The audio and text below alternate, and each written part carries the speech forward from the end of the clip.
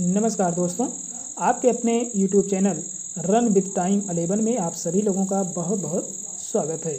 दोस्तों, आज इसमें हम लोग जो है हिंदी शिक्षण विधि का अध्ययन करेंगे जो कि राजस्थान अध्यापक भर्ती परीक्षा में यहाँ से प्रश्न पूछा गया था। रीट लेवल 1 यानी प्राथमिक स्तर और रीट लेवल 2 यानी उच्च प्राथमिक स्तर में, और सटीक आंसर की के साथ जो है हम उपस्थित हो रहे हैं। आगामी एग्जाम की बात करें तो UP TET, C TET, super TET, MP TET और रीट भर्ती परीक्षा के लिए ये बहुत ही महत्वपूर्ण है। तो आइए हम लोग शुरू करते हैं। तो इसमें जो है सबसे पहले जो प्रश्न है, इस पर नंबरिंग पे आप लोग ध्यान मत दीजिएगा क्योंकि नंबर जो है इधर से उधर हो सकता है। तो इसमें जो प्रश्न पूछा गया था दोस्तों, इसमें है कि खुद श्रीमान बैगन खाए औरों को परहेज बताए। देखिए इसमें दिया गया है, ये जो लोकोक्ति है कि खुद श्रीमान बैगन खाए औरों को परहेज बताए। तो इसका जो सही अर्थ होगा दोस्तों, ये हो जाएगा चौथा वाला विकल्प, यानी केवल दूसरों को सलाह देना लेकिन उसे व्यवहार में लाना, यानी ना लाना, यही चीज़ है इसमें। आगे है दोस्तों फिर कि हिंदी भाषा में वाक्य के मनुष्य के अंग होते हैं। तो देखिए दोस्तों, यहाँ मनुष्य दिया गया है लेकिन मनुष्य नहीं होगा, बल्कि जो है हिंदी भाषा में वाक्य के कितने अंग होते हैं ये होता है। तो दो अंग होते हैं, एक होता है विधेय, एक होता है उद्देश्य। आइए आगे बढ़ते हैं। आगे है दोस्तों, इसमें पूछा गया है कि मुहावरे का प्रयोग से बने वाक्य का सही विकल्प चुनिए, यानी कौन सा इसमें जो है सही है। देखिए इसमें कहा गया है कि सुरेश की तो अक्ल मर गई, तो मर गई नहीं होता है बल्कि मारी गई होता है।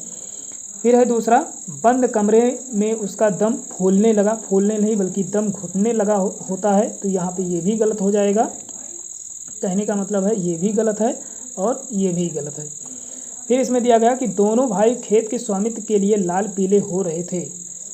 फिर चौथा है इसमें, चोरी करते पकड़े जाने पर उसकी नाक झुक गई, तो नाक झुकती नहीं बल्कि नाक कटती है, इसलिए चौथा वाला भी गलत है। तो सही कौन हुआ, यानी तीसरा वाला विकल्प यहाँ पे सही हो जाएगा। आइए आगे बढ़ते हैं। आगे है दोस्तों, इसमें पूछा गया प्रश्न है कि बहुविकल्पीय सही गलत विषम का चुनाव, युगलीकरण एवं रिक्त स्थान की पूर्ति किस प्रकार के प्रश्नों का भेद है। लघु उत्तर का है, यानी लघु उत्तर का है, या फिर निबंधात्मक है, या फिर वस्तुनिष्ठ है, या फिर इनमें से कोई नहीं है। तो यहाँ पे हमारा तीसरा वाला विकल्प जो है सही हो जाएगा, यानी ये वस्तुनिष्ठ प्रश्न है, यानी तीसरा वाला विकल्प सही है। बहुविकल्प सही गलत खाली स्थान ये सभी जो होते हैं ये वस्तुनिष्ठ प्रश्न के अंतर्गत आते हैं। आइए आगे बढ़ते हैं।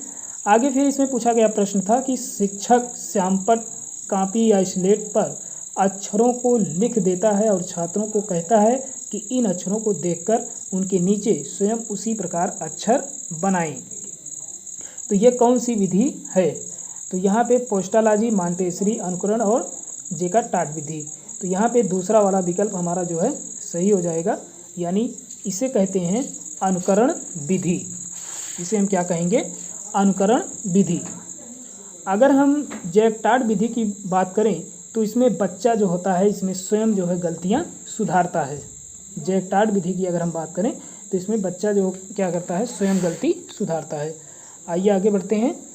आगे है दोस्तों, इसमें पूछा गया प्रश्न है कि ध्वनि, शब्द एवं वाक्य रचना का ज्ञान देना हिंदी शिक्षण का कौन सा उद्देश्य है। यानी ध्वनि, शब्द, वाक्य रचना ये सब किस उद्देश्य के अंतर्गत आएंगे। तो देखिए इसमें ज्ञान शब्द एक मिल रहा है, यहीं से पकड़ लिया जाता है, तो यहाँ पे होगा चौथा वाला विकल्प, यानी ज्ञानात्मक उद्देश्य। ध्वनि, शब्द, वाक्य रचना ये सभी क्या है, जो है ज्ञानात्मक उद्देश्य है।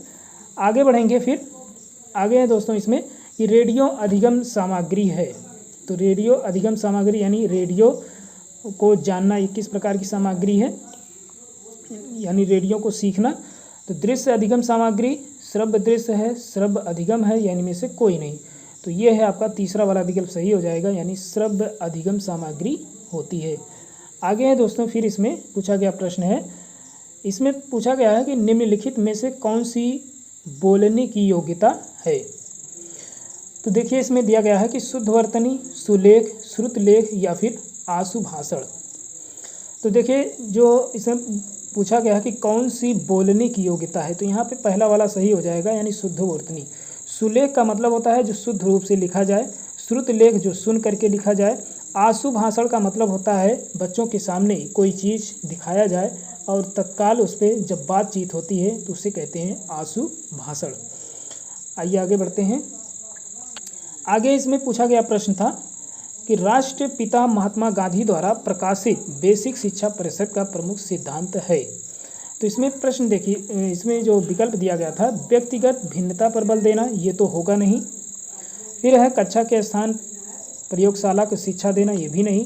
मातृभाषा के माध्यम से शिक्षा प्रदान करा, जी हाँ दोस्तों यही सही हो जाएगा। खेल के माध्यम से शिक्षा देना, ये भी नहीं होगा, यानी तीसरा वाला विकल्प यहाँ सही हो जाएगा कि राष्ट्रपिता महात्मा गांधी के द्वारा मातृभाषा के माध्यम से शिक्षा प्रदान करना, ये बेसिक शिक्षा का प्रमुख सिद्धांत है। आगे दोस्तों इसमें फिर पूछा गया प्रश्न था कि उस शिक्षा शास्त्री का नाम बताइए जिन्होंने कहा था कि स्कूल एक बाग है, अध्यापक एक माली है और बच्चे एक पौधे के समान हैं। तो ये थे फ्रोवेल, यानी तीसरा वाला विकल्प सभी लोग जान रहे होंगे। आगे है दोस्तों इसमें फिर पूछा गया प्रश्न था कि निम्नलिखित में से उद्धरण के लिए प्रयुक्त किया जाने वाला चिह्न है, तो कौन सा चिह्न है? तो देखिए दोस्तों इसमें जो पहला वाला है ये विवरण चिन्ह है, इसे व्याख्यात्मक के लिए किया जाता है। फिर इसमें तीसरा जो दिया गया है ये योजक चिन्ह है, दूसरा इसमें यही उद्धरण चिन्ह है और चौथा आपका पूर्ण विराम में आता है, तो यानी दूसरा वाला विकल्प सही हो जाएगा। आगे है दोस्तों इसमें फिर इसमें ये पूछा गया था कि डॉक्टर चंद्रा अदम्य साहस की धनी था, वाक्य में रेखांकित शब्द में विशेषण है। तो देखिए जो रेखांकित दिया गया था तो साहस पे दिया गया था, ये जो है क्वेश्चन डिलीट हो सकता है क्योंकि ये एक भाववाचक है। साहस जो है एक भाववाचक है और इसमें भाववाचक दिया भी नहीं गया है। अदम में अगर होता तो यहाँ गुणवाचक हो जाता, क्योंकि चंद्रा कैसे हैं अदम में, तो अगर इस पे जो है रेखांकित किया होता तो यहाँ पे गुणवाचक हो जाता है, लेकिन यहाँ पे साहस पे दिया गया है, इसीलिए ये जो है प्रश्न डिलीट हो सकता है या फिर बोनस अंक मिले। आइए आगे बढ़ते हैं। आगे दोस्तों इसमें जो पूछा गया प्रश्न है कि जिस समास में सामासिक पद के दोनों में विशेषण विशेष उपमेय उपमान का संबंध हो वह क्या है? तो वह कहलाता है कर्मधारय समास, यानी तीसरा वाला विकल्प हमारा सही है। बहुब्रीहि की बात करें तो इसमें दोनों पद जो है अप्रधान हो जाते हैं, और द्विगुणी की बात करें यानी पहला वाला तो इसमें संख्यावाची होता है।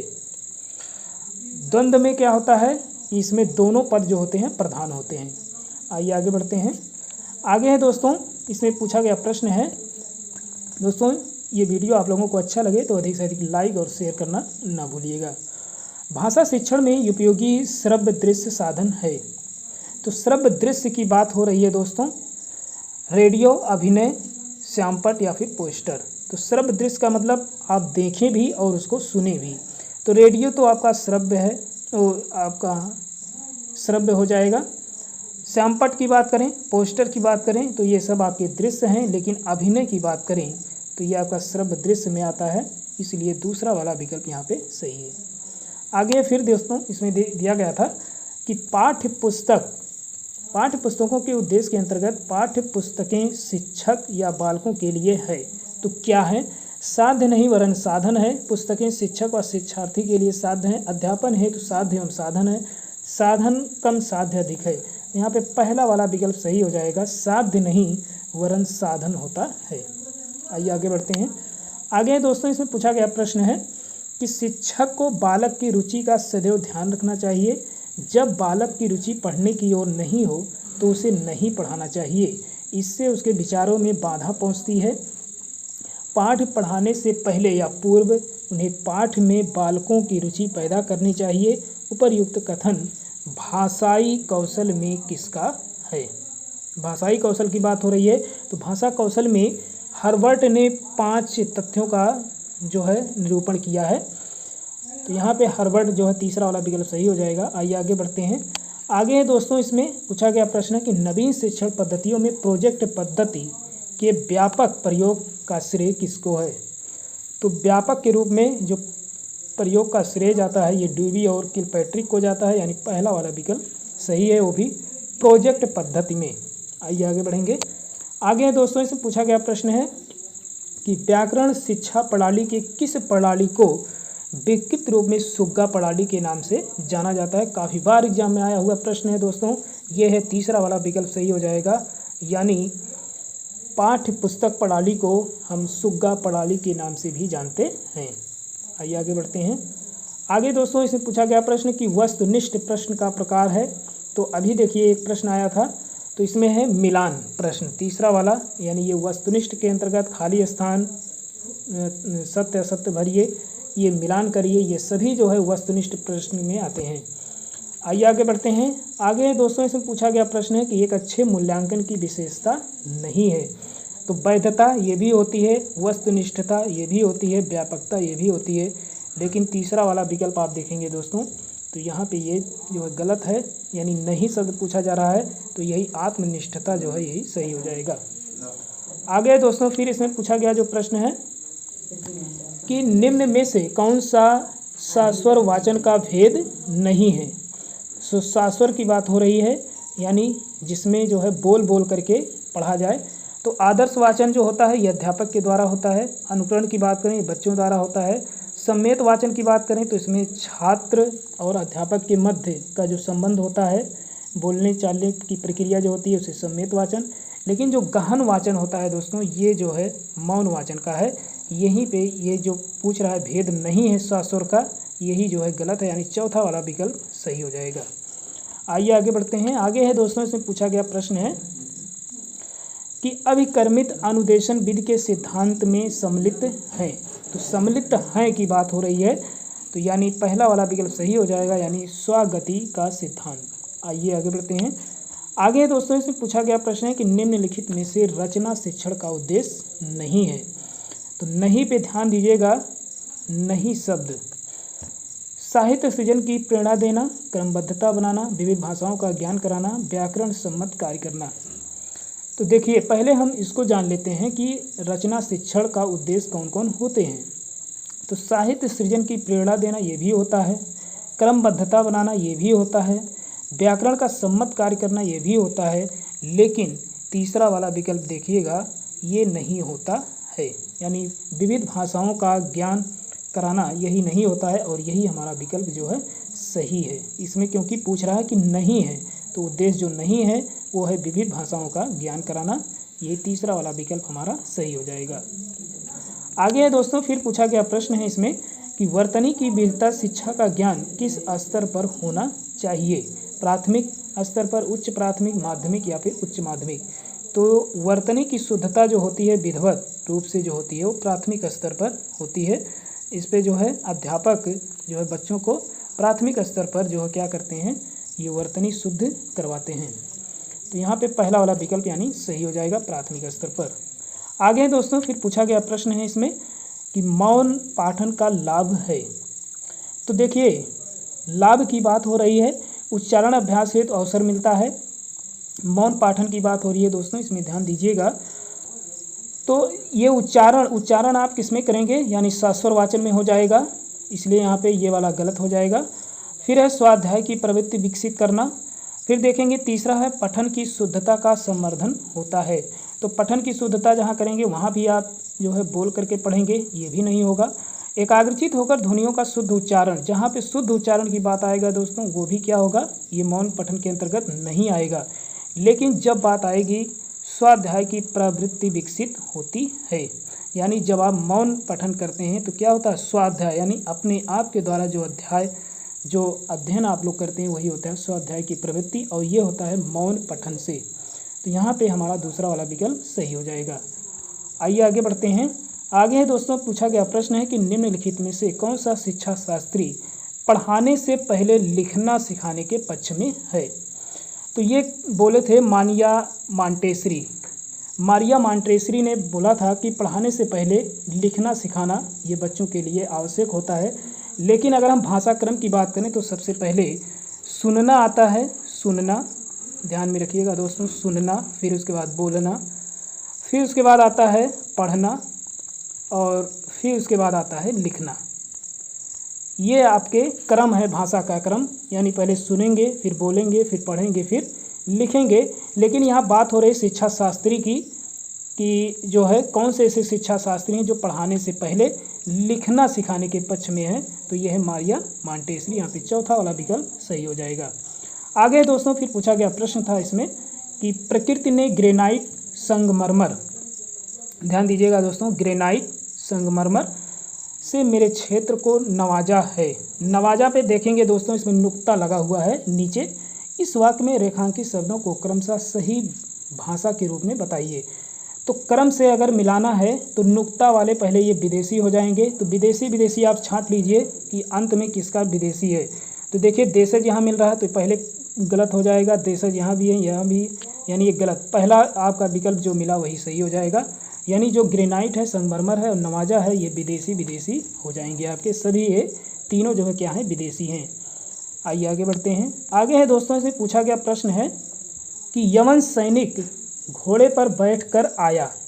अब देखिए इसमें पर शब्द का जो है इसमें दिया गया है कि पर शब्द का मतलब क्या होता है, यानी अर्थ क्या होता है। तो यवन सैनिक घोड़े पर बैठकर, तो घोड़े पर, एक पर इधर है, बैठकर आया। पर किले का दरवाज़ा, अब देखिए पर एक और आया है, पर किले का दरवाज़ा बंद था। जैसे ही उसने दरवाज़ा खटखटाया, चिड़िया पर, फिर देखिए पर आया यहाँ पे, चिड़िया पर फड़फड़ाकर उड़ गई।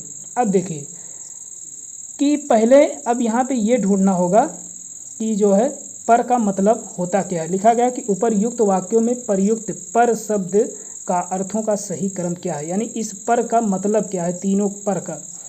तो यवन सैनिक घोड़े पर बैठकर आया, तो घोड़े पर बैठने का मतलब ऊपर, यानी घोड़े के ऊपर, तो यानी ऊपर। अब ऊपर पहले ढूंढ लीजिए किसमें है सबसे पहले, तो इन दोनों में ऊपर तो है नहीं, तो यहाँ पे ये दोनों कट गए पहले। अब बचे इसमें दोनों में आ रहे हैं कि ऊपर है, तो ऊपर तो मिल गया पहले वाले का। फिर है पर किले का दरवाज़ा बंद था, तो पर का मतलब हम लोग यहाँ लगा सकते हैं किंतु परंतु, ये भी लगा सकते हैं। तो किंतु देख लीजिए किसमें है, तो किंतु है चौथे वाले में। चिड़िया पर फड़फड़ाकर उड़ गई, तो इस पर का मतलब क्या हो गया, जब चिड़िया जहाँ पर जो है फड़फड़ाकर उड़ रही, इसका मतलब है पंख।